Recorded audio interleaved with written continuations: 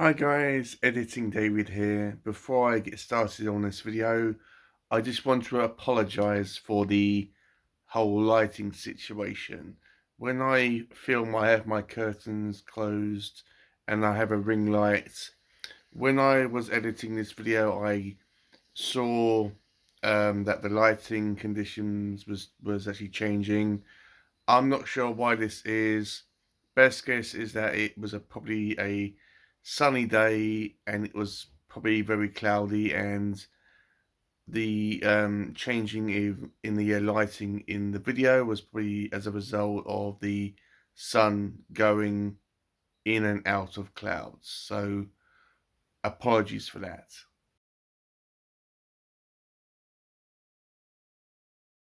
Hi guys, my name is David and welcome back to my channel. Today I am going to be doing a wrap up. Now, I didn't do a wrap up for February, and that was because I was pretty much done with March, and I thought, well, I might as well combine the two months together. So this is going to be my wrap up for February and March of 2025. I have got a whole list of all the books that I read for each month. So yeah, let's just get into it, shall we? So the first book that I read in February was The Animal by Chad Nicholas. Now this book was sent to me from Chad himself. I'm a big fan of his work, and I will read anything that Chad publishes.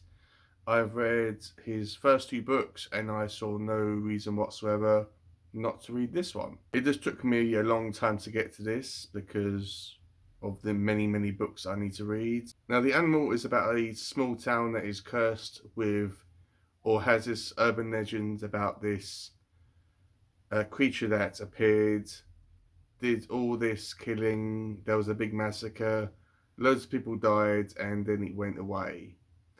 But many years later, the creature has somehow returned, but it's not quite right. There's something different with this new animal, this new creature. And one of the survivors of the original animal attack is trying to protect a group of teenagers who supposedly are being targeted by this new creature. Loads of secrets are revealed. There's loads of action and gore in this book, and um, it's a really excellent read. Chad is a master storyteller, and he's really good at writing characters. So, yeah, I would highly recommend this. I had a lot of fun with it, and I'm gonna rate it a 5 stars. I did a whole video on it, so I will have a picture up here. And if I did a video on any of these books, I will have them listed down below in case anyone cares. So next I read was Cat Diary by Junji Ito.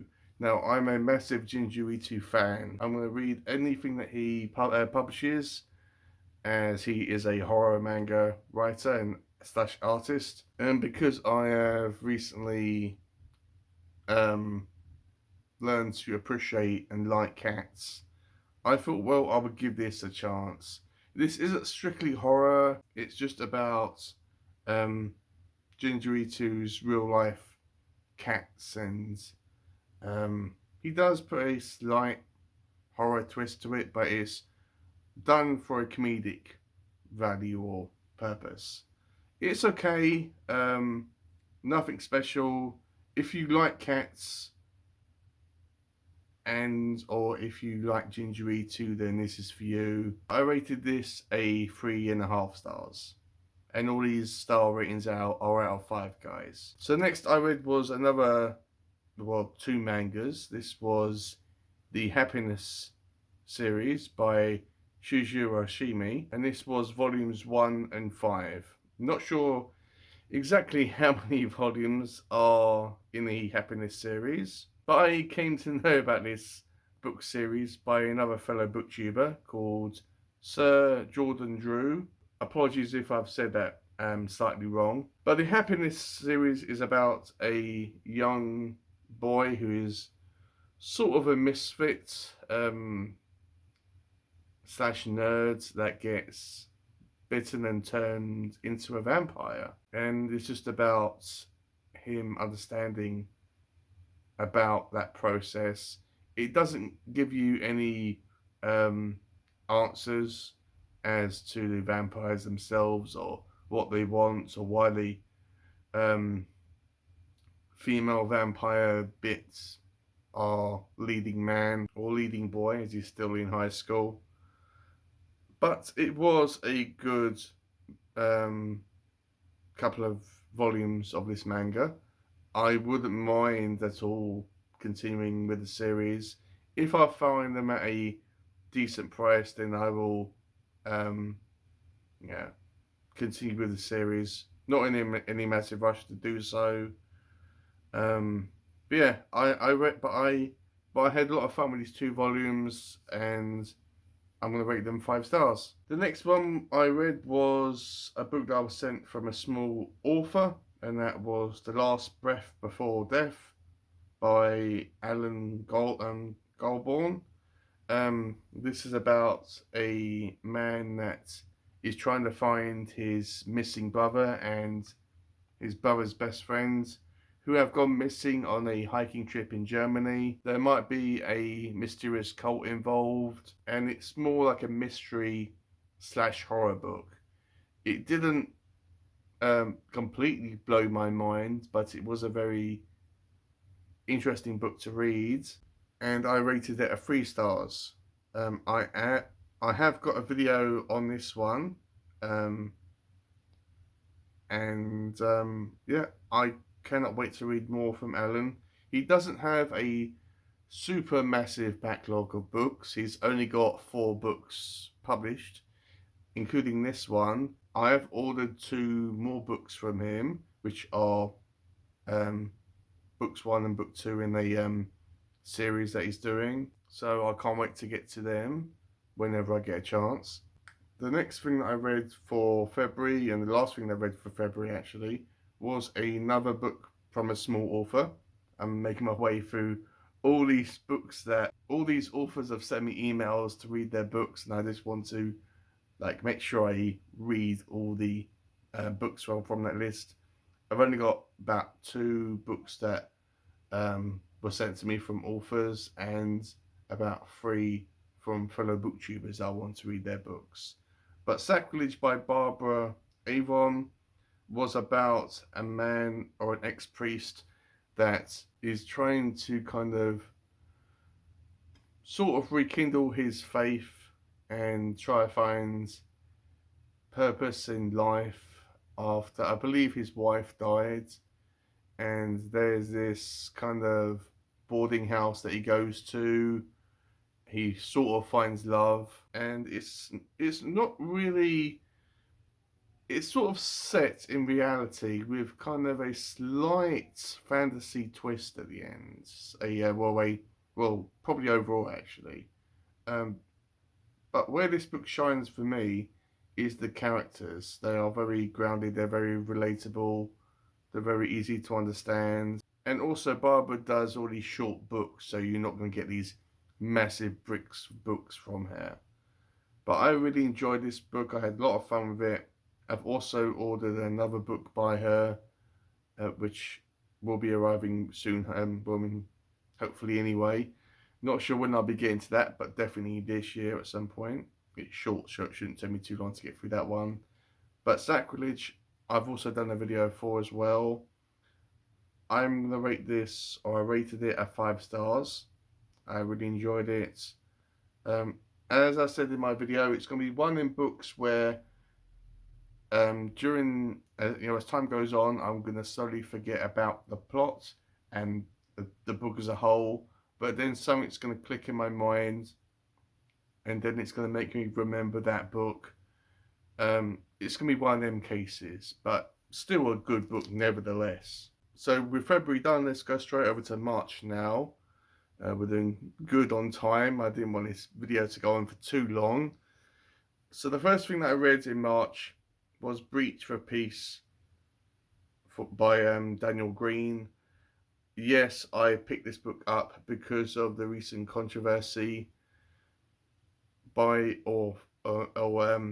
around that Daniel and the accusations. I was going to do an apology video, as when I found out what he allegedly did, I sort of kind of um, took the side of the so-called victim, and I believed what the victim said over, but well, before I even heard Daniel's side of it, and I even was so close to deleting Breach for Peace, which I had on my Kindle at the time. I still haven't done it, and I'm not going to. But when I found out Daniel's side of the story and the truth came to light, I wanted to kind of support Daniel the best way that I can, and that was to buy Breach for Peace and the second book in that series. I can't remember the name. I think it's Rebels Creed, as physical copies to show my support. I can't remember much of Breach for Peace. It's a very short book. Well, it's a novella. I think that a lot of the things in it went over my head. So this is going to be one of the cases where I'm going to be reading this book twice this year. When I reread it this year, I'm not going to classify it as two books. I'm going to classify it as one read, if that makes sense. And then when I do reread Breach for Peace, I'm going to read that one and Rebels Creed back to back. I'm going to hopefully enjoy it the second time round and hopefully understand it more. But unfortunately, the first time round for Breach for Peace, unfortunately, I've got to give it a 2.5 stars, middle of the road score.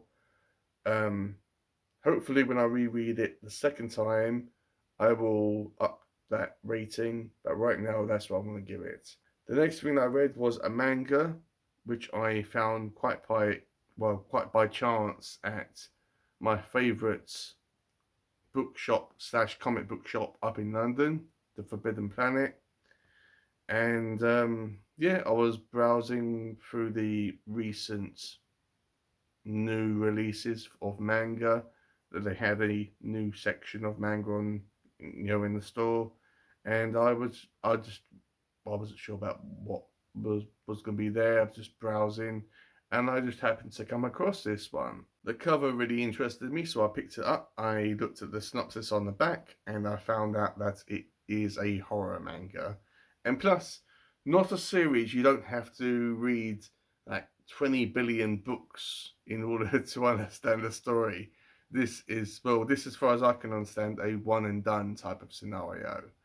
This was about a guy who invites this mysterious woman into his apartment after he discovers she's knocking on one of his neighbor's doors, and she looks very odd and strange.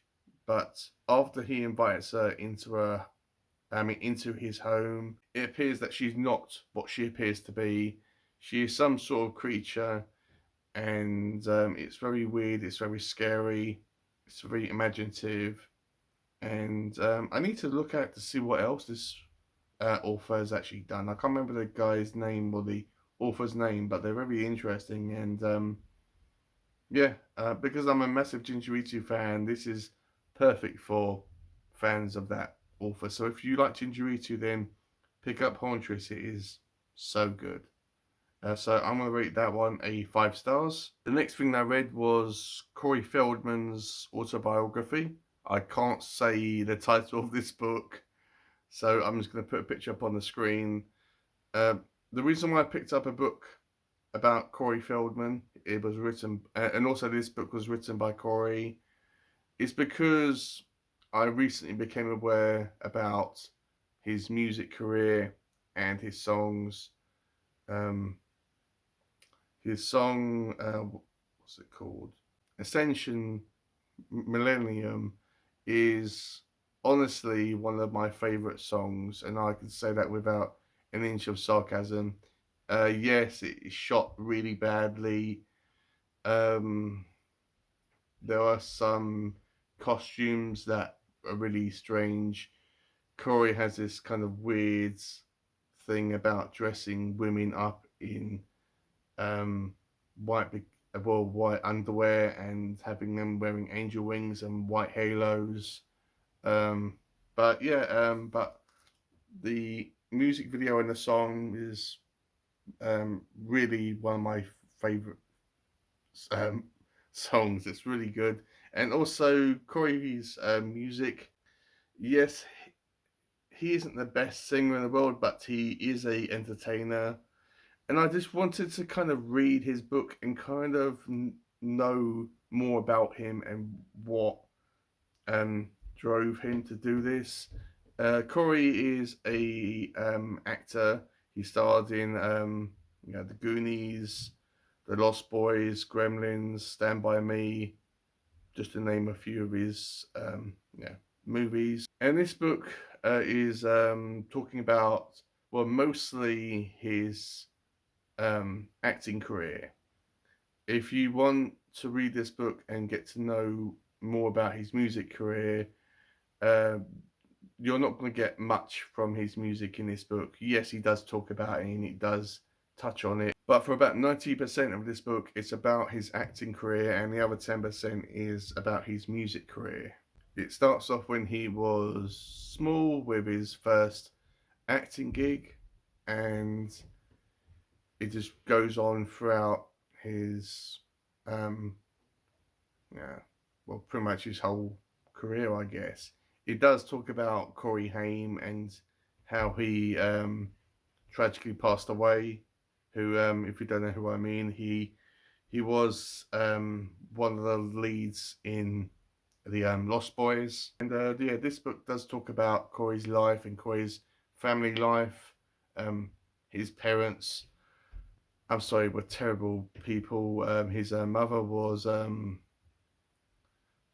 so bad, and his father was absent for most of his life. And it does talk about Michael Jackson quite a bit. So if you're a fan of Michael, then yeah, this book does include Michael quite a bit, and yeah, and his relationship with Corey. So yeah, I had a lot of fun with this book.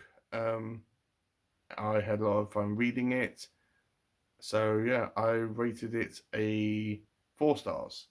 The next thing that I read was A Storm of Swords, Part 2, Blood and Gold by George R. R. Martin. Storm of Swords in the UK is split up into 2 different books. And yes, I did include Storm of Swords as 2 separate books. I did count it as 2 separate books.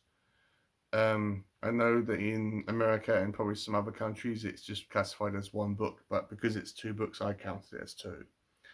This was an absolute joy to read. I did do a separate video on this, or 1 video on this. I did a whole vlog on it, as I do with all the other like all the other books in the Song of Ice and Fire series. As I strongly believe that you cannot talk about one of George's books in 1 video and do it justice and mention everything that you want to say. And plus, me doing it in a series of vlogs where every 100 pages I do a vlog on it. It's just a way of me expressing how I feel about the book and yeah, saying what's going on. But I really enjoyed the conclusion of Storm of Swords. I rated it a 5 stars. I have started reading A Feast for Crows. It's been a struggle for me to get through that book because the first 3 chapters of the book focuses around more like groups of individuals rather than from one person's perspective, and they are from new characters. I'm not saying that they aren't interesting. They're just difficult to read, and they aren't really that interesting yet for me. So I have gotten to Cersei's chapter, so hopefully it's going to pick up now. But I'm just going to slowly go through Feast for Crows, and whenever I finish that. But Blood and Gold, I rated that one a 5 stars. And the last book that I read for March was a book that wasn't even on my radar. This was a book that uh, I was inspired to find and read by a channel called Dark Side of the Moor. They do videos where they talk about different legends and history of the community that they're in up in the north of the UK, and they talk about different legends, UFO sightings, and British folklore. And one of the subjects that they were talking about was boggarts. And the book that I was inspired to pick up by them, they didn't recommend this book, I just found it, was called All About Boggarts by H.F. Morton. This is kind of like a pocket-size 50-page book about several stories about boggarts, which a boggart is a gremlin slash fairy um, goblin type of creature who is a mischief maker, and they are troublemakers, they are tricksters, and yeah, it just talks about the different boggarts in the UK and the different locations that they're in, and what mischief they went, and then what mischief they did, and what they did to certain people that they didn't like. I would like to believe that boggarts existed as one form or another, but yeah, this one was extremely interesting. I'm probably going to read this every single year because it's really short. It was really interesting. And yeah, I rated it a 4 stars. So that is everything that I read for February and March. Let me know, have you read any of these books? What did you think about them? Also, I did do a video on All About Boggarts as well. And so yeah, let me know if you've read any of these books, as I said. Let me know what you thought about them. Do any of these books sound interesting to you guys? Right now in April, is doing quite well. It's probably going to be a smaller month for me. Looking to probably finish about 4 books, but that's okay. Some months you read more than others. But yeah, I better cut it off here, guys, as I don't want a super long video to edit, and this has gone on for way too long now. So yeah, thank you for watching, and I'll see you on my next one.